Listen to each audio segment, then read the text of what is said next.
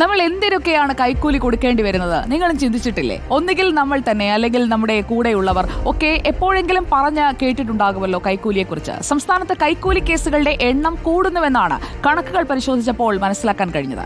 Kerala vigilance and anti corruption ബ്യൂറോയുടെ 5 വർഷത്തെ സ്ഥിതിവിവര കണക്കാണ് ഈ വർധനയ്ക്ക് അടിവരയിടുന്നത്.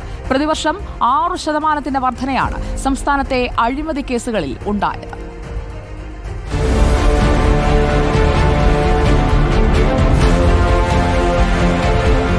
കൈക്കൂലിക്ക് വഴി തുറക്കുന്ന ഇടപാടുകൾ സർക്കാർ ഓഫീസുകളിൽ നിർബാധം നടക്കുന്നുണ്ടെങ്കിലും അവയിൽ തുലോം തുച്ഛം സംഭവങ്ങൾ മാത്രമാണ് പുറത്തുവരുന്നതെന്നാണ് ജനസാമാന്യത്തിന്റെ തന്നെ സാക്ഷ്യപ്പെടുത്തൽ.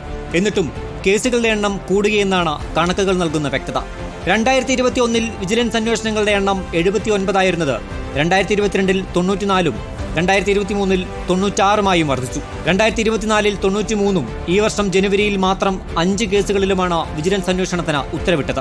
മിന്നൽ പരിശോധനകളുടെ എണ്ണം 2021 1019 നിന്ന് 2022 1715-ആയും 2023 1948-ആയും വർദ്ധിച്ചു. ട്രാപ്പ് കേസുകളിലും ഈ വർധന വ്യക്തമാണ്. 2021 30 ട്രാപ്പ് കേസുകൾ 2022 47-ആയും 2023 55-ആയും വർദ്ധിച്ചു.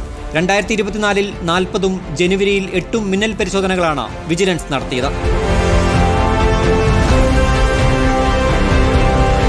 അഴിമതി കേസുകളിൽ കോടതി നടപടികൾ അനന്തമായി നീണ്ടുപോകുന്നത് അഴിമതി തടയുകയെന്ന ലക്ഷ്യത്തെ പിറകോട്ടടിക്കുന്നുവെന്ന ആക്ഷേപത്തിന് പതിറ്റാണ്ടുകളുടെ പഴക്കമുണ്ട്. വിജിലൻസിന്റെ കണക്കുകൾ ആ ആക്ഷേപത്തെ വസ്തുതാപരമായി തന്നെ അടിവരയിടുന്നു. 2021 1030 കേസുകളാണ് വിചാരണ ഘട്ടത്തിലുണ്ടായിരുന്നതെങ്കിൽ 2022 അത് 1405-ആയി വർദ്ധിച്ചു. 2023 1104-ആയി കുറഞ്ഞെങ്കിലും 2024 1254-ആയി വീണ്ടും വർദ്ധിച്ചു. ഇക്കഴിഞ്ഞ ജനുവരി വരെ 1213 അഴിമതി കേസുകളാണ് വിവിധ കോടതികളിൽ കെട്ടിക്കിടക്കുന്നത്. Research desk reporter.